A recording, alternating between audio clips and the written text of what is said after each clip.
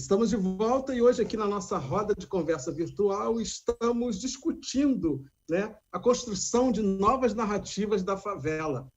E a gente estava falando no bloco anterior sobre, né, de como é desigual essa luta, né, do trabalho das ONGs, dos movimentos sociais, né, contra a total ausência do Estado, né, nesses espaços periféricos, nesses espaços de favela. Eu pergunto para vocês, a quem interessa esse estado de violência, de vulnerabilidade de pessoas, né, pessoas pobres, pessoas negras que ocupam esses territórios? Interessa muito a uma branquitude, assim, sabe? Tem uma branquitude e uma classe economicamente, né, que tem uma outra classe econômica que é importante que a gente mantenha esse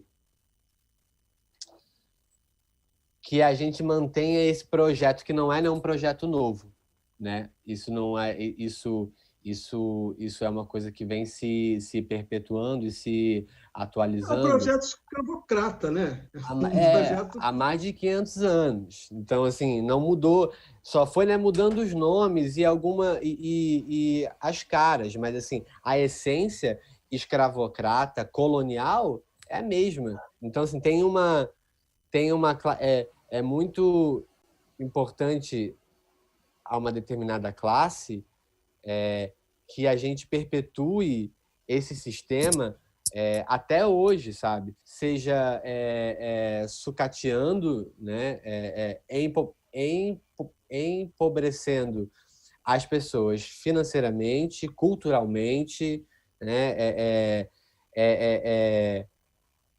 Ainda tentam fazer a gente acreditar que a gente é inferior, que a gente não tem intelecto, que a gente não tem sensibilidade, que a gente não tem... Isso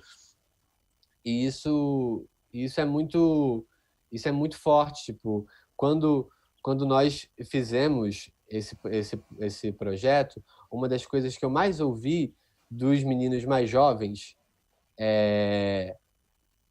foi falando sobre saúde mental, sobre a saúde mental deles. Isso era uma coisa que eu, por exemplo, eu nunca tinha ouvido quando eu era mais jovem, porque eu lembro de todas as vezes que eu tinha alguma angústia que não era alguma angústia, isso eu ouvia a minha avó falando: vai, né, lavar uma louça, vai fazer...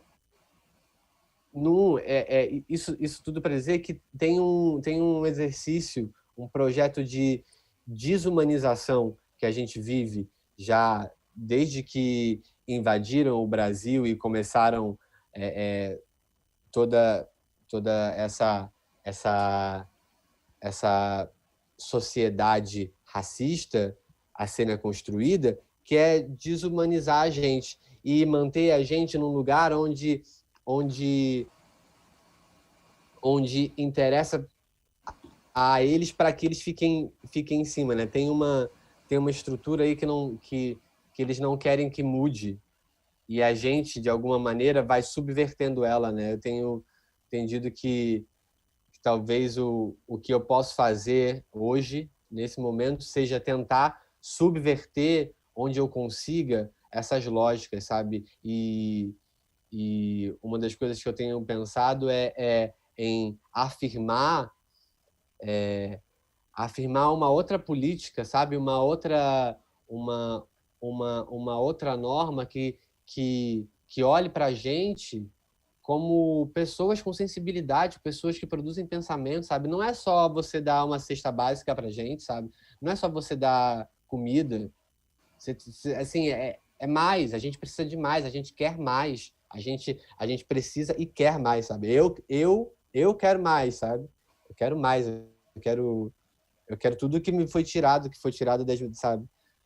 Da minha avó, sabe? De pensamento, Então, não é novidade, né, que esse projeto político que a gente vive, ele é lucrativo para algumas pessoas, né? Então, por isso que ele interessa, por isso que ele é perpetuado.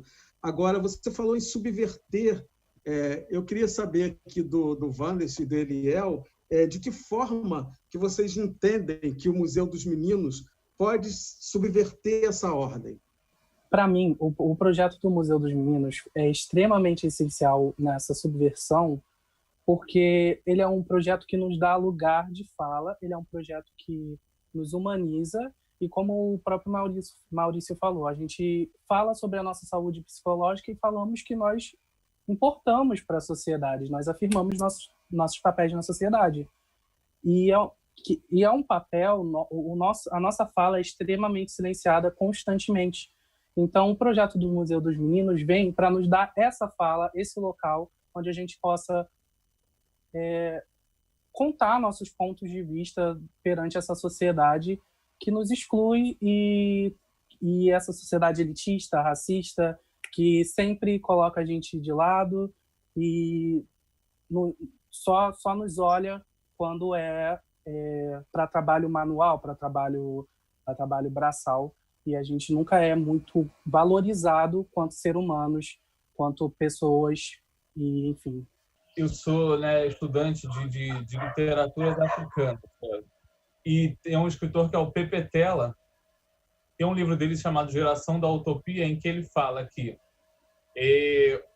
a gente tem um diamante que está oculto na areia, e quando o sol bate sobre esse diamante, ele revela as várias faces do diamante. As várias faces do diamante refletem os raios do sol. E eu acho que o Museu dos Meninos exerce esse papel mesmo de revelar várias faces de uma verdade que era única, né? Uma verdade que é única para a sociedade, né? Que é um lugar de violência, que é um lugar em que as pessoas não têm cultura e todos os preconceitos possíveis. A gente revela as faces desse diamante, a gente revela as várias verdades, as várias possibilidades, as várias vivências de pessoas que são complexas, de indivíduos que são complexos, de indivíduos que são seres humanos, que sentem, que pensam, que pulsam, que criam demais e que merecem as mesmas coisas que as outras pessoas de todos os outros lugares.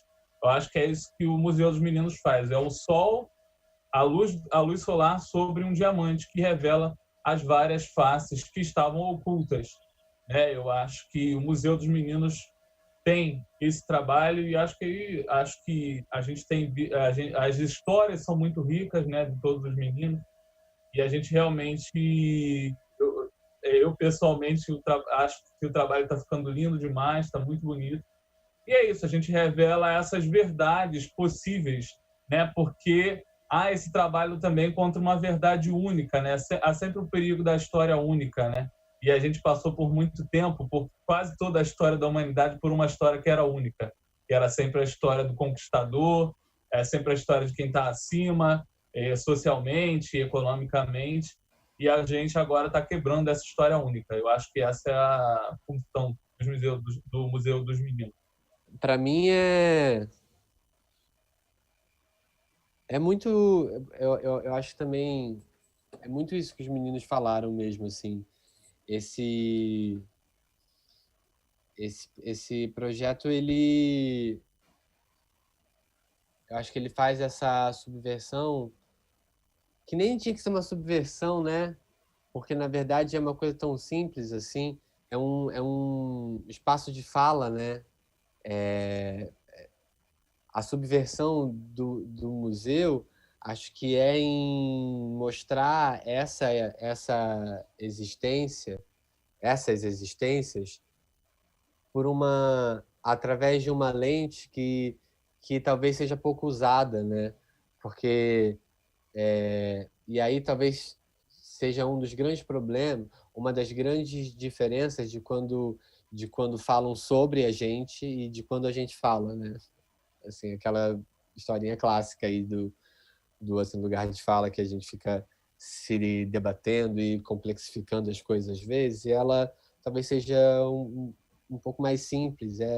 eu acho que tem a subversão porque ele é feito e o discurso é construído por essas pessoas, né? Tem uma honestidade de onde a gente fala. A gente está falando daqui. Eu convidei esses meninos, que é isso, ele é meu amigo de infância e de alguma maneira a gente sobreviveu a isso junto, sabe? E aí poder encontrar o Wanderson, que é um menino mais novo que eu não conhecia, e conhecer outros meninos. E aí eu convidei esses meninos para a gente subir para a laje onde eu cresci e de onde eu olhava o mundo e de onde eu olhava a cidade, para que agora a gente pudesse, dali de cima, olhar junto para a cidade e cada um falar, assim, cada um dizer o que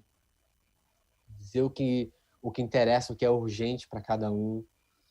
Eu acho que a subversão é essa, é existir nós por nós, sabe?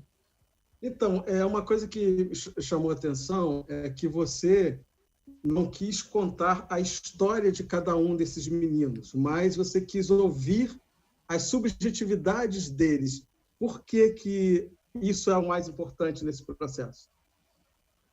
Porque é nesse lugar dessa afirmação de uma existência e de que a gente produz pensamento. Para mim era muito importante com esse projeto que a gente não reproduzisse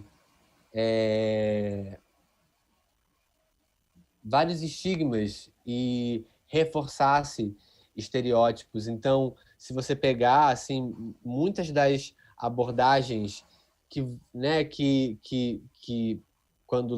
que fazem sobre a favela e sobre os nossos corpos e numa estrutura que tem uma dimensão documental, mas ela não é só documental, ela tem um filtro artístico e isso me interessava muito. Essa sensibilidade artística que bom, eu sou artista, eu me coloco no mundo a partir disso. Então era muito importante. Muitas das abordagens que eu via quando fazem sobre a gente, sobre as nossas histórias, caminham sempre para um lugar da superação, sabe? Ai, o preto superação, olha como que ele conseguiu, como que ele é o que nasceu na favela, hoje é professor de árabe, olha, ele é um professor de árabe. Sim, ele é um professor de árabe que pensa isso, sabe? Que está produzindo pensamento, sabe? Então, me interessava também muito saber esse projeto. Eu não queria falar sozinho, eu queria falar junto. E aí, para falar junto, a gente vai falar sobre muitas coisas. Então, me interessava que cada um falasse sobre o que era urgente para cada um, assim, que cada um acessasse as suas questões, porque falando sobre o que você pensa, você conhece essa pessoa, você não tem como, você fala, e quando você fala, você traz toda a sua história junto. Então você não precisa ficar contando, me conta aí como é que foi a sua vida. Não, o que você pensa, né? Quais são as suas questões. Perfeito. Com essa fala aí do Maurício, a gente vai para mais um intervalo, mas é bem rapidinho, daqui a pouco a gente está junto. Essa realidade da nossa sociedade, que é muito racista e elitista, mude para que a gente possa construir um lugar bom para as pessoas no futuro e para nós também.